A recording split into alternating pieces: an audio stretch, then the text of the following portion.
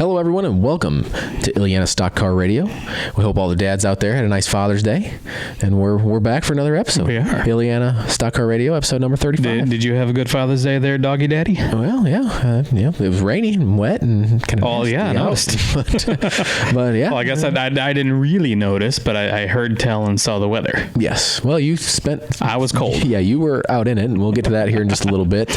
But yeah, so like I said, hope everybody and all the fathers out there enjoyed their Father's Day weekend, and hope you guys are ready to talk some Chicagoland and Northern Indiana short track racing with us. And Wisconsin. And Wisconsin, yeah. We had some Wisconsin going on. Did have a little bit of Wisconsin going on. So, as always, I'm your host, Jeremy Banning, and alongside me, owner-operator Goodacre Photography, Mr. Chris Goodacre. That's me. That's you. That's me. That's you. This week's episode, we got a lot going on. We have an interview with Mid-American Division points leader Aaron Shelton. That'd be the Grundy County Mid-American points leader. Did I say that, or I think you skipped the Grundy part. did I miss it? I think so. It's in here, but It's only like you wrote the script. I did. And I even misspelled Grundy. No, I didn't. That's right.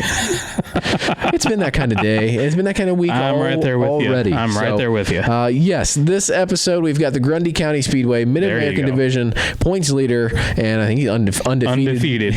Except for the Mother Nature one this past week. But okay, every feature race he's competed in, he's won. That's true. So Aaron Shelton with us, kind of recap his season so far, kind of get us up to date and see what he's got going on. He's going to talk about his time at the Milwaukee Mile this past weekend.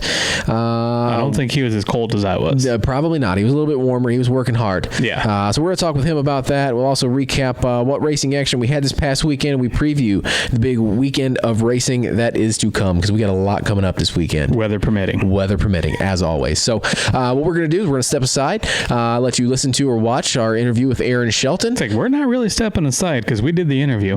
You're breaking the wall again. So here. we're gonna Wayne's World. So we're gonna do that. We'll step aside. You guys can listen to watch that interview, and we will be back after this interview with Aaron Shelton. All right.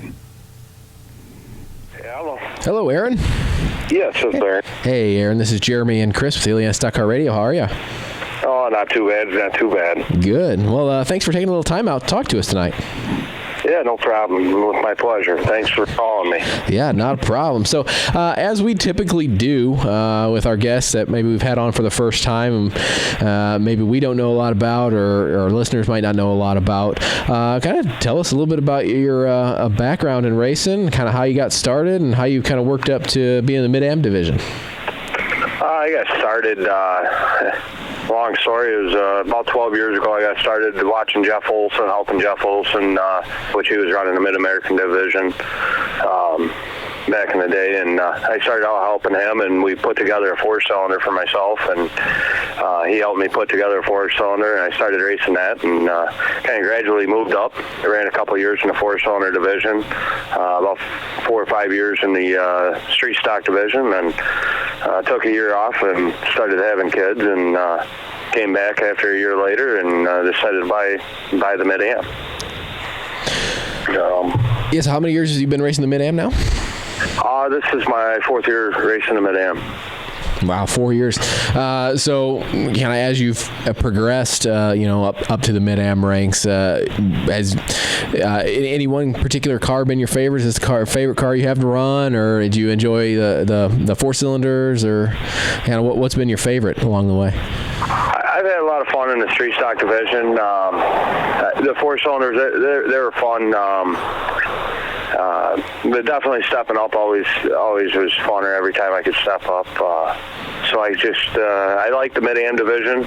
It's definitely a toss-up between the Mid-Am division and the street stocks. Street stocks are putting on a really good show right now, and I like the car count and the challenges that they have out there. They got a lot of heavy hitters, and along with the Mid-Ams. But definitely, I'm having a lot of fun in the Mid-Ams. I had a lot of fun. Did a little traveling this last weekend, and had a lot of fun doing that with the Mid-Ams. So it's a toss-up between the Mid-Ams and the street stocks right now. So what's the biggest difference, would you say, between like the street stocks and the Mid-Ams? The horsepower. I mean, chassis-wise, we didn't change a whole lot. We kind of went with what we had with the street stock division. We were able to upgrade our shocks and, spend a little bit more money here and a little bit more money there, but they pay a little bit better. But realistically, the horsepower was a huge difference. So is it basically the same chassis? Same chassis, yep. Same chassis. A little wider tire. Yeah, because you guys are on the D800s, right? Yep. Because that's not a point of controversy at all at Grundy this year, right? No, no, it's been not for the mid-AM division. I mean, right. It's definitely took a little bit to get used to, but it's helped out a lot. Kept down on the single car spin-outs that the mid-AM division was struggling with in the past. So is that your guys' first year on this D800 as well? Yes, it's our first year and the late model's first year too, and that's a little controversy there. Yeah, just a little bit. Yeah.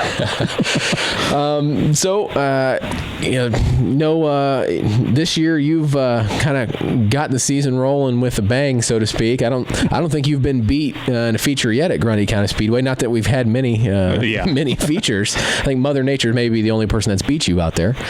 Yeah, Mother Nature's been playing its toll. I think we've had a strong car, but they're still heavy hitters. I mean, Kevin Murphy, Chad Proctor, Luke Baldwin, them guys are, they're very heavy hitters, and I can't take them lightly, and we haven't been taking them lightly. And we came out of the gates very, very strong.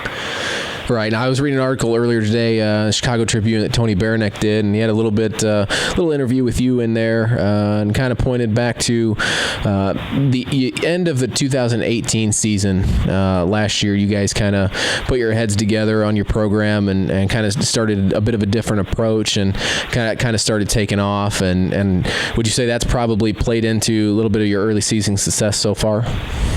It definitely did, and over the winter we got a chance to put together a different car. The new car is really taking change well. Everything I throw at it seems never to get upset, and really is making a big difference. It was built by Troy Shear, and it's a really nice piece, and I think that's helping out. Any one thing that you guys can point to that maybe was kind of like the eureka moment where things kind of started clicking together?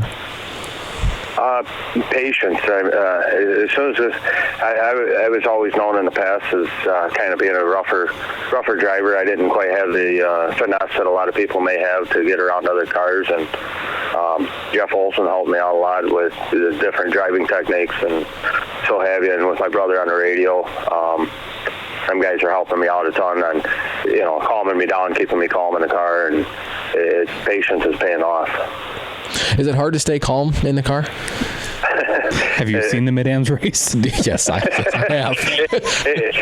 Some days it's very hard to stay calm, and some days it's simple. Everything it just clicks away. I mean, we do the cone restarts, so we got a really fast car on the outside. A lot of people struggle out on the outside, and we figured out a good setup for the outside.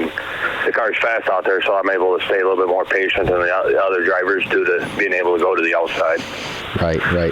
Yeah, because I know definitely in just about any division, being able to run that outside out there at Grundy definitely pays dividends on the restarts. Mm-hmm. It definitely does. It's definitely it's a challenge every time we go out there. As long as we stay on top of our wheel, we can usually make something happen out of it or get down soon enough that we can gain a couple spots on the restarts. And they've been paying off this year very well for me. Right. Well, you mentioned just a few minutes ago that you did a little traveling this past weekend, went up to Milwaukee Mile, Mid-American Series, competed as part of ARCA Midwest Tour's Father's Day event. So I know that didn't turn out exactly like you hoped, and we'll get to that in just a minute. But maybe kind of take a 10,000-foot view of it. And overall, what was it like to compete at a venue like famed Milwaukee Mile? It was awesome. I've been explaining it to people on the phone. People have been calling me. It was the most awesome thing I've ever done.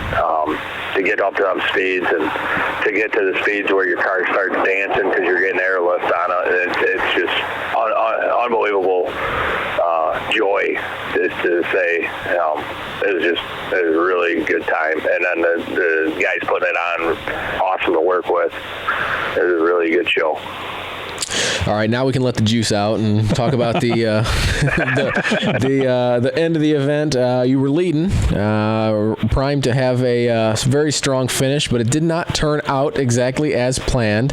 Kind of explain what happened and kind of your thought process through everything, and just take us through it. We had a caution with 6 to go. When that came out, I took the outside. I'm sure everybody looked at me like I was crazy for going to the outside, but like I said, we usually set up for the outside, and I'm in a fight on the outside, and so we took the outside and went on the first caution, and I pretty much walked away from them guys again. Car was hooking really good, able to keep up my momentum, keep it going strong. And then the caution came out, because caution brings a caution. So caution number 2 come out with 4 laps to go, and coming took the green flag and went through turns 1 and 2, and coming off at 2, Mark Brewer come up into me, and up at them speeds. I mean, you're coming off the corner. I would have to say around 100 mile an hour, and to tap somebody coming off a corner, it's hard to hold on. And I tried holding it. I almost had it saved, and just couldn't quite get it saved, and it got very violent in the car while I was trying to save it, and finally just laid on the brakes and got her slowed down, and I'm just very thankful. I mean, we had a little bumper damage, ripped the front end off the car, which minor damage. The car's already back in one piece, ready for Grundy on Friday night, but I mean, it was definitely heartbreaking, but I'm still to say is right now I was a winner up there. I led 12 laps, I believe it was, out of 16 that I was completed. Started 3rd row outside. So I think it was a win in our books. We came home with our heads high because that trophy was ours, and I was happy for the guy that won it. I don't even know his name, to be honest with you. But I was tickled for him, but he didn't deserve it. I mean, he was in the right spot at the right time, and he got a nice trophy out of the deal. Right. Yeah. Sometimes in racing, it's better to be lucky than good, I guess. Yeah. Yep, definitely. And he got the luck fell his way, and I don't think them guys had much for me if I wouldn't have went around, because and I think Mark was just thinking, hey, I got to screw this guy up before he gets away from me again. And the funny story is in 2007, Danny Powell and Kyle Shearer. Danny Powell owned Mark Brewer's car, and Kyle Shearer owned my car, and they did the same thing with 4 laps to go. Went around just in same spot, same everything in 2007. So it was kind of heartbreaking to hear that one when Shearer called me and told me about it, but it wasn't the first time them 2 cars made contact, and same lap and same corner. So yeah, it's kind of crazy how history can sometimes repeat itself, right? And that's what it felt like at the mile. I mean, that's just unbelievable. Right. Any other plans to compete in any of the other Mid-American Series Tour events in 2019? I plan on making some appearances. Most likely, I'll probably try making it up to Short Track Nationals. I'm going to try making it up to Lacrosse for Oktoberfest. But that should be probably wrapping it up for the series stuff. I'm going to mainly focus out the rest of the year here at Grundy. Sure. Got to make sure I can keep her in one piece for Grundy. They say we're rough drivers out there, but at least it's not at 100, 130 mile an hour getting spun. That's true. Anytime I've ever seen a Mid-Am race, no matter where it is, they've all been rough. So I don't think it's just Grundy. It's not just Grundy. Every time I invited some of them series guys come down to Grundy and play with us, and they just say we're rough drivers. And I don't care. A little bumping action on a 3rd mile is nothing compared to a bumping action on a mile-long speedway. Right, sure. So what are your goals for the remainder of 2019? We're gonna stay strong at it and try going for a championship. It'll be my first championship I've ever won, and if I win it, knock on wood, I'm keeping it strong. So as long as we can keep it strong, I know Chad Proctor's he'll prevail sooner or later. He's gonna prevail. I know Chad's been working hard to try figuring something out a little different, and when he figures it out, he'll definitely prevail. So it's just definitely rough going against. He's a 5-time champion, I believe, out there, and Kevin Murphy, he's another heavy hitter. So I know I got my work still cut out for me. There's still a lot of season left to try making it happen. Sure. Again, thanks for taking some time out to talk with us. Usually what we like to do before we let our guests go is we like to give them the floor to thank any crew members, sponsors, just all the people that help get them to the track week in and week out. So you can go ahead and like to do that. The floor is yours.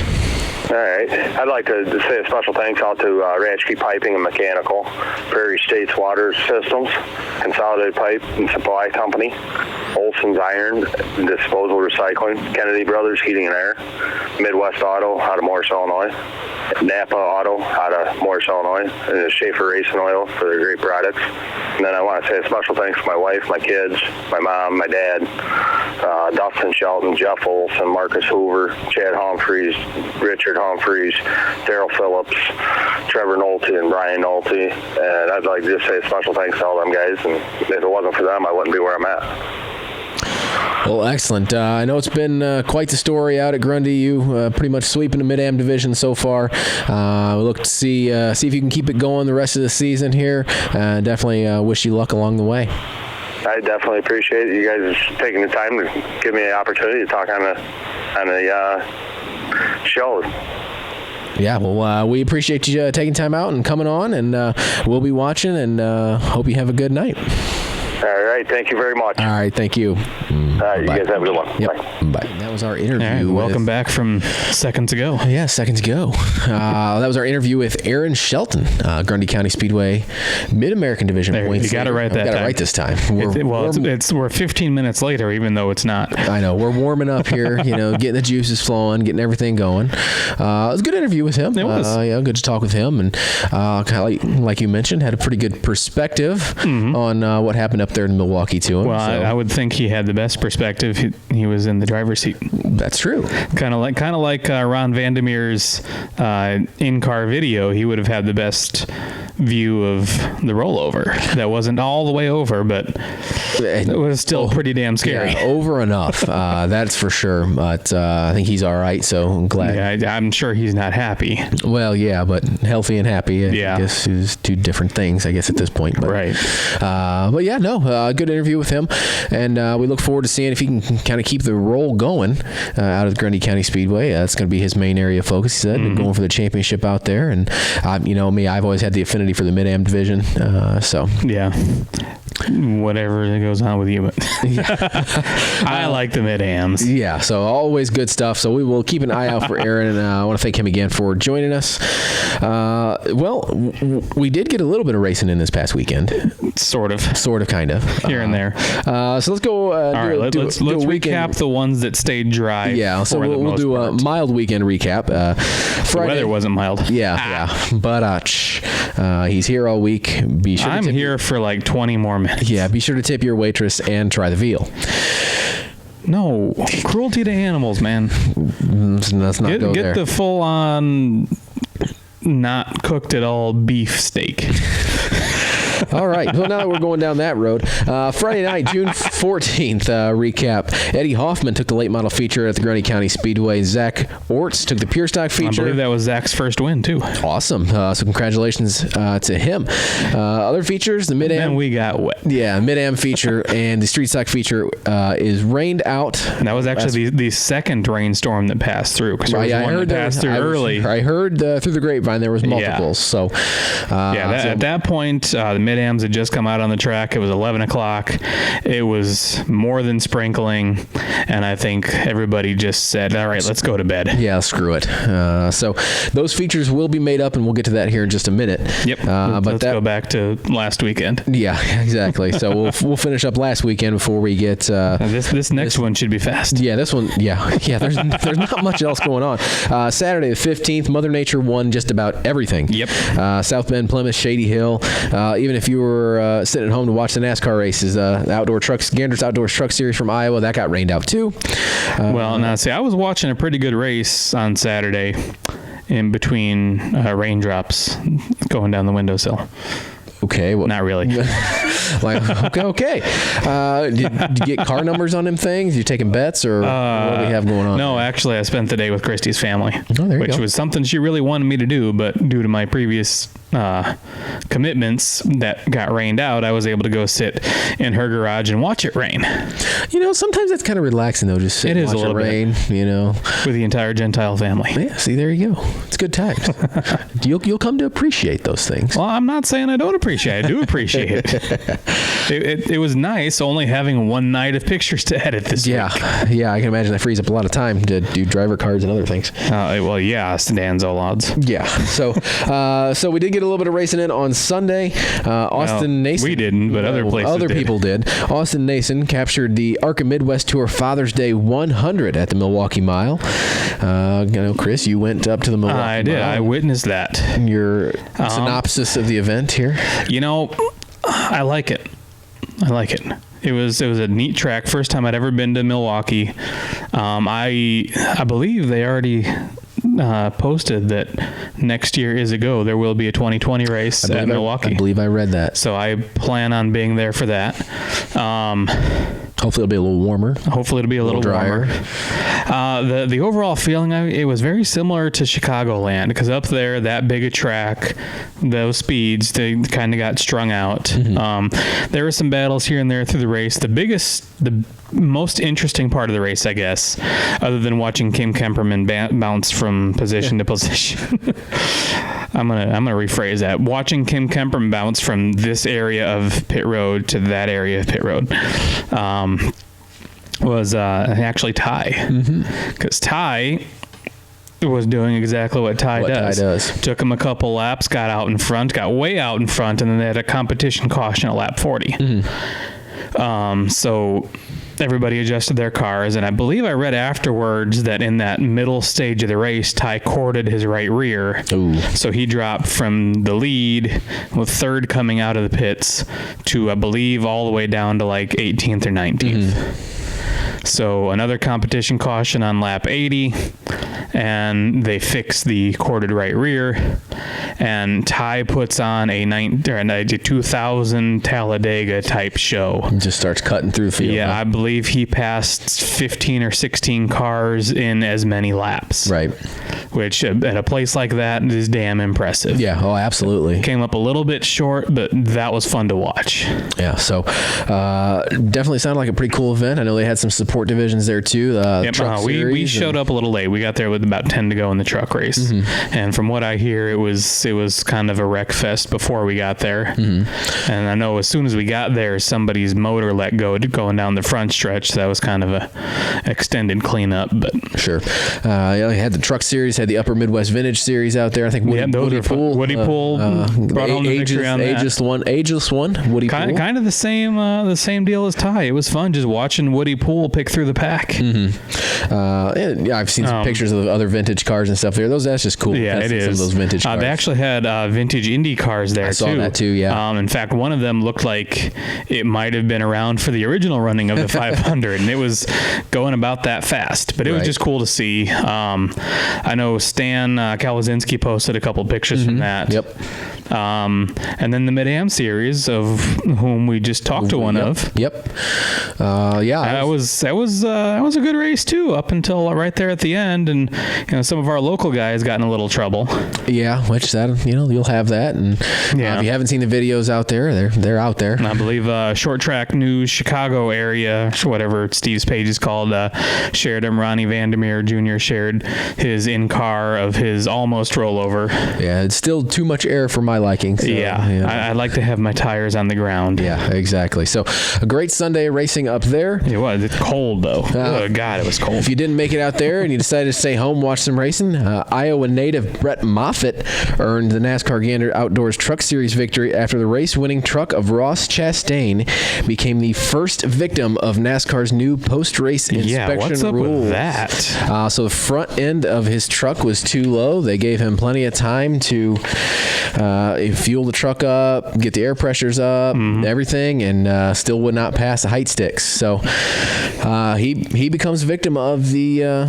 When they first announced that rule, I was a little hesitant because NASCAR, they'll take points, they'll take money. This is new for them, taking wins. Yeah, it is very new, and obviously anything NASCAR does anymore is causing an uproar on social media. Really? I know, right? And that wasn't even the biggest story, I think, coming out of that particular event. We'll get to that here in just a minute. Kind of involves one of our Wisconsin guys. That's your next line here in the script. That's in here, but so yeah, I think everybody was expecting that the first person or the first team to get DQ'd would probably be like a Toyota team, Joe Gibbs, Kyle Busch, and it's for some reason for these people it's unfathomable that maybe a small team that maybe doesn't have the resources, especially in the engineering department, is one of the ones that gets busted with it. And it's a guy that we all kind of like anyway. Right. I mean, how can you root against Ross Chastain? Dude's a real man. Not that I'm trying to identify anybody or say anything bad about the lower level teams, or I guess accuse anybody, but the upper dollar teams might be able to cheat better. It's always true. There's the stories about the car that Ray Evernham and Jeff Gordon brought to the Winston, and NASCAR T-Rex. said, we never want to see this thing again or any part of it on any other car you ever bring here. That's in the Hendrick Museum. It's in their museum. I saw it. It's pretty cool. And then there's the story of Smokey Yunick Jr., Chad Knaus. But yeah, I just think it's unfathomable that a popular guy with a small, low-budget truck team who's going out there and probably hitting above their weight class. But that's the guy that gets busted, and it's unfortunate. I like Ross just as much as the next guy. It happens. They're going to go through the appeals process, and that's just going to be a formality at this point. Because that doesn't really ever get overturned. It's only kind of tangentially related, but I am reminded of one of my favorite pictures of Dale Earnhardt with his left foot under the nose of the car, lifting it up just a smidge. Yeah. So, but to everybody else's points, though, it's something that happens, or the threat of that happens every Friday or Saturday night at the local racetrack. Somebody gets thrown. How many times have we seen it? All the time. Yeah. That's kind of a running gag, actually. Yeah, exactly. So it's something that happens, and unfortunate that it happened, but that's the way it is. Brett Moffitt is your winner instead of Ross Chastain over the Gator Outdoors Truck Series race at Iowa, which also featured Johnny Sauter and Austin Hill going back and forth at it. And believe getting detention. We will get to that here in just a few moments in our next section. Johnny Sauter wrecked Austin Hill under caution. Yep. Pretty deliberate. And NASCAR done it deliberate. And we will have some thoughts on that here in just a minute. And then if you stick around for the doubleheader out there in Iowa, Christopher Bell took the NASCAR Xfinity Series race out there. So a little bit of racing on TV if you didn't get to make it to a racetrack this weekend, which I don't think many people did. Unless you had a boat, because that's about the only thing we're going to be able to race. So Mother Nature has not been kind to us this season. So. No. Did see a pretty interesting article this past week. Tony Baranek, I kind of mentioned it in our interview with Aaron a little bit. Tony Baranek did a good column in the Chicago Tribune this past week covering Grundy County Speedway, including why veteran racer Mike White was in a black number 2X car rather than the 14 that he's been accustomed to running. Or the 00 that he ran for Tom Rose. So one thing I learned in that article that I didn't really realize or didn't really know, which isn't really that difficult to assume for local racing stuff. I don't have a vast knowledge of history. You'll get there. But Mike White's one of only 3 drivers to have won a track championship at Raceway Park, Grundy, and Illiana. Ray Young and former guest on here, Dave Wellmeyer, are the only 2 other people to be in that category with Mike White. So I did not realize that he was in that club. So that was pretty cool. It actually was kind of funny. He got fast time Friday at Grundy, and I was up on the front stretch taking the pictures of all the fast time drivers, and he came out late. He was fumbling with his flag, and I asked Mike, you ought to know what you're doing. You've done this before. And he said, well, yeah, I haven't done it recently. All the credit in the world to Mike. He's had some rough luck. Yeah, especially in the last several years. Yeah, I think pretty much since Auburn Supply stepped down, he just seems to have the worst luck with cars. Tom will build one, or Ray will build one. he'll bring it out, and inevitably something will break a week or two later. And I feel for him. I'm glad to see that he's got a car that's competitive and in one piece. Yeah, so that's good to see. So, I mean, it's always good to see somebody running up there with Hoffman too. Yeah, well, from what I hear, the S4 guys don't feel like they're too far off. So, from what I saw, the S4 guys are sure working their ass off to get there. Some of them are. Some of them can't make it to the track. So, that would be me. Yeah. Where were you? Do work. Work. What's work done for you? House. Oh yeah.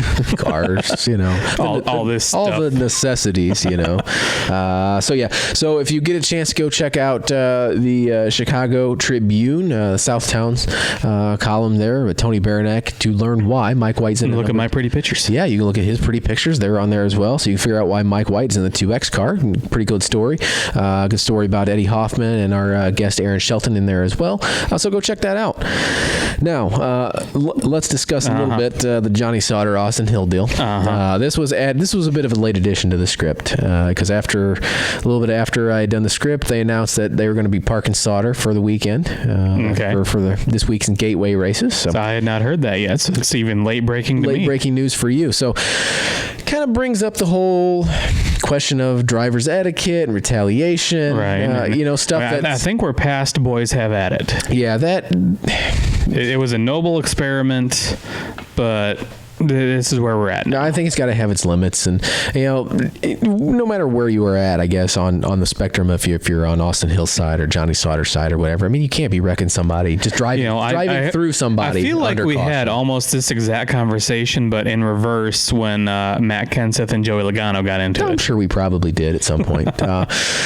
So yeah, it's kind of unfortunate, especially Sauter's a Wisconsin guy, and I actually saw on social media that since he won't have his NASCAR obligations this weekend, he's going to go run some late model stuff up in Wisconsin this weekend. So that'll be a cool deal. So if you're up in that neck of the woods, check out all the schedules up there, see where Johnny Sauter's going to be. I don't remember where it was going to be, so I didn't write that down. So I think there's a Dick Trickle Memorial race or something up there somewhere. Maybe. I know there is one. I don't know when it is. You're supposed to do the research on this. That was very late stuff. That was just a little bit before you showed up that I saw that. So and then I came and interrupted everything. Yeah, and I saying, hey, we have a podcast to record. Yeah, and then just stuff starts happening and whatnot, and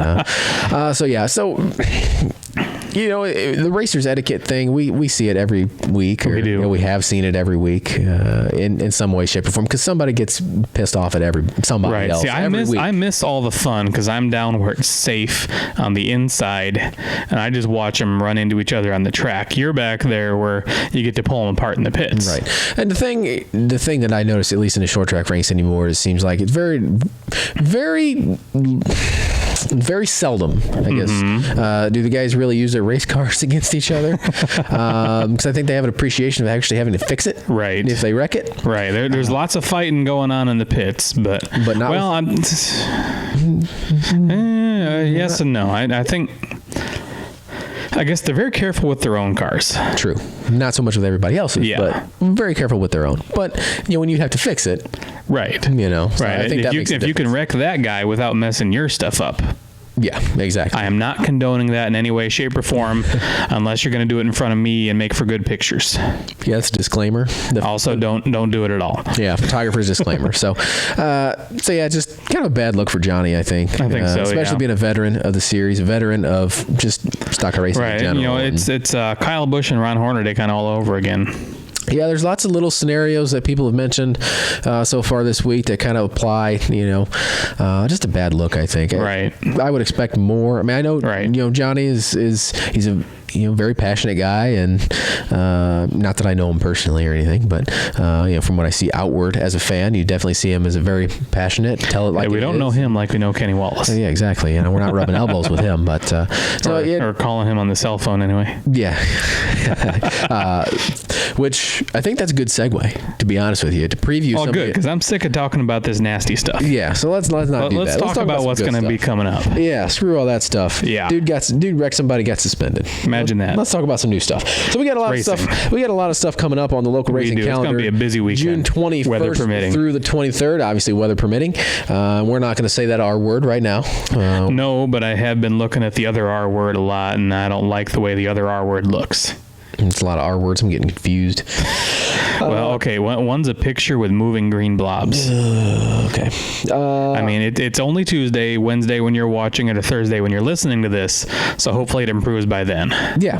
Well, we'll see. It's the Midwest. It can change in a drop of a hat. It can. It usually does. Yeah, it does. So here's what we've got on tap. Like, summer that we have today. And then the spring tomorrow, winter on Sunday. Yeah.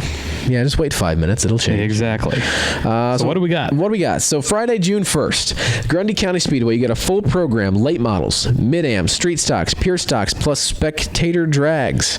It's always good. Do not wreck your own personal cars, ladies and gentlemen. That's a disclaimer. PSA. Unless you do it in front of the... No, don't even do it then. Yeah. I want everybody to get home safely. Yeah, so public service announcement. If you take your car that goes especially for you, Trevor Sterrick. You take your spectator car, participate in the spectator drags and take your personal car out there. Please don't wreck it. Mid-ams, double features to start the night off. Yeah, mid-ams and street stocks will make up their features from last weekend, this weekend on Friday. So you'll have double features. Weather permitting. Double features for those divisions. Well, I keep saying weather permitting because it's the next one. They've had, I think, not necessarily the most weather issues, but weather has very much inconvenienced them this season. Yeah, very much so. So South Bend Motor Speedway, they're having a special Friday night show. Pretty much a makeup show, if you will. Pretty much, yeah. So there will be makeup. It's a makeup night for front-wheel drives and the Hornet division. Front-wheel drives will have a makeup A and B features. They will also have an additional full show for the front-wheel drives and the Hornets.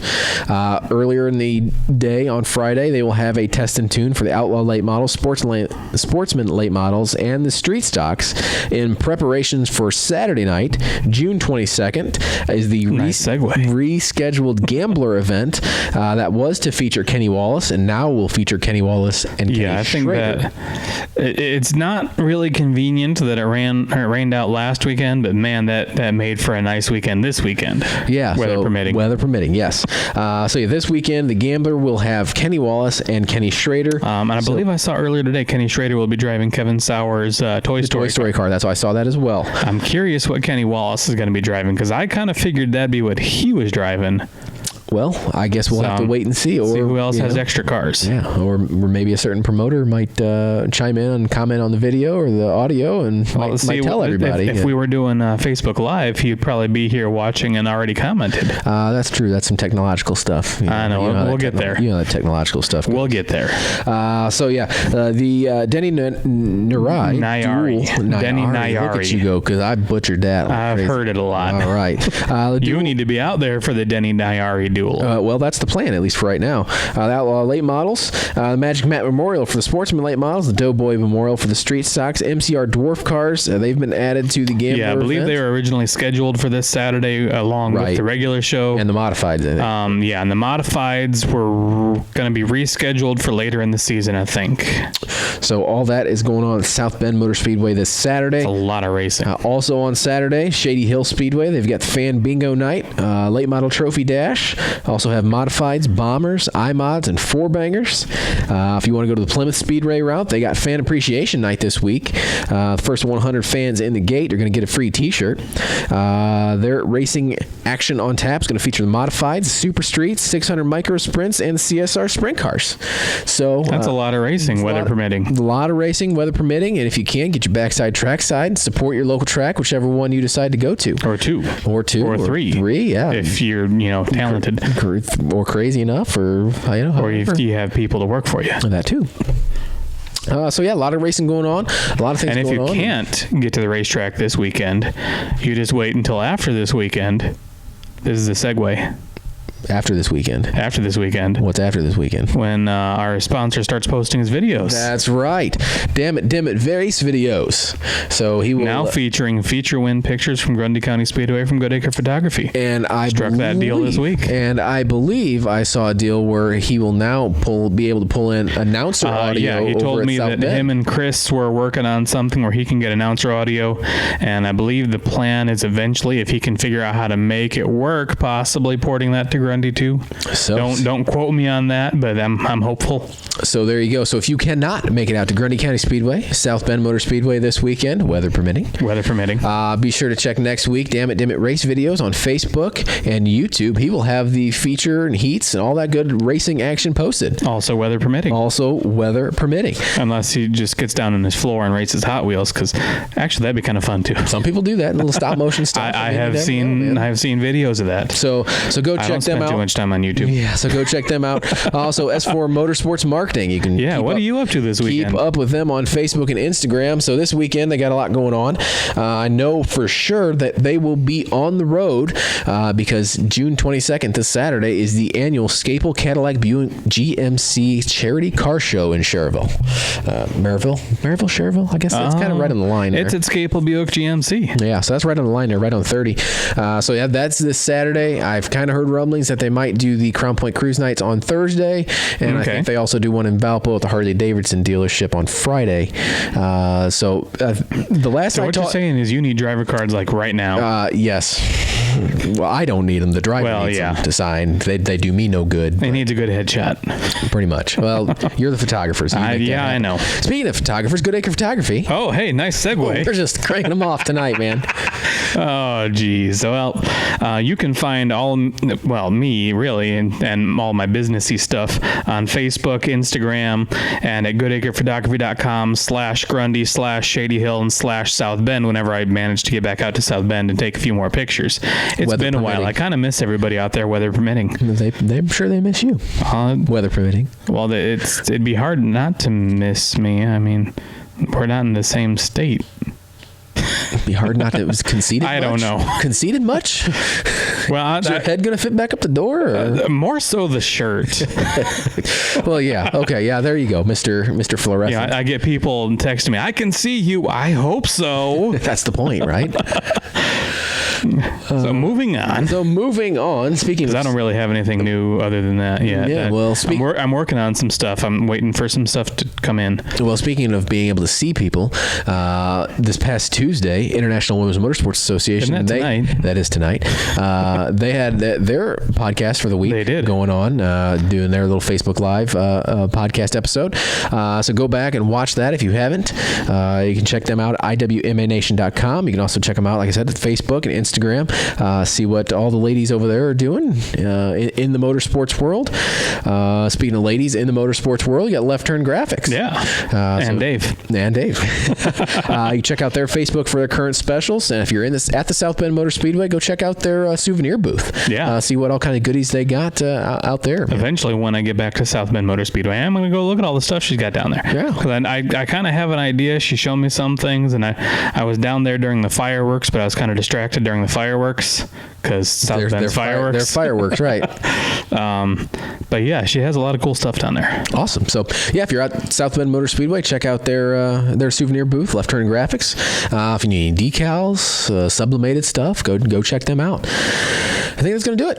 I think so. I think we can knock another one out of the park. All right. If you're watching this on YouTube, be sure to like the video, hit the subscribe button, get notified when we upload new content. Remember, you can catch us on iTunes, Podbean, or your favorite podcast app if you prefer to go the audio route. And if you don't like looking at us. Yeah, which, I mean, I can't blame you if you don't. Well, at least our moms do, right? Yeah, well, they kind of have to. I should probably ask Mom if she still watches. They're obligated to. Well, yeah, but it was really easy to find us on Facebook Live. I've got to train her how to use YouTube now. I post a link, so if she can get on Facebook, she can get to YouTube. But we had a regular time. I kind of have a regular time-ish. Yeah, that's because you need more probiotic yogurt. All right, so you can also keep up with. I'm tongue-tied now because you got me all flustered. You can also keep up with us on Facebook and Instagram at Illiana SCR. I want to thank Aaron Shelton for his time this week. He was here this week. He was. It was a long time ago. Yeah, he was here with us in phone form. So thank you for your time, Aaron, talking with us for a few minutes. Hope you all enjoyed the show this week, and until next time, racers and race fans, go fast and turn left.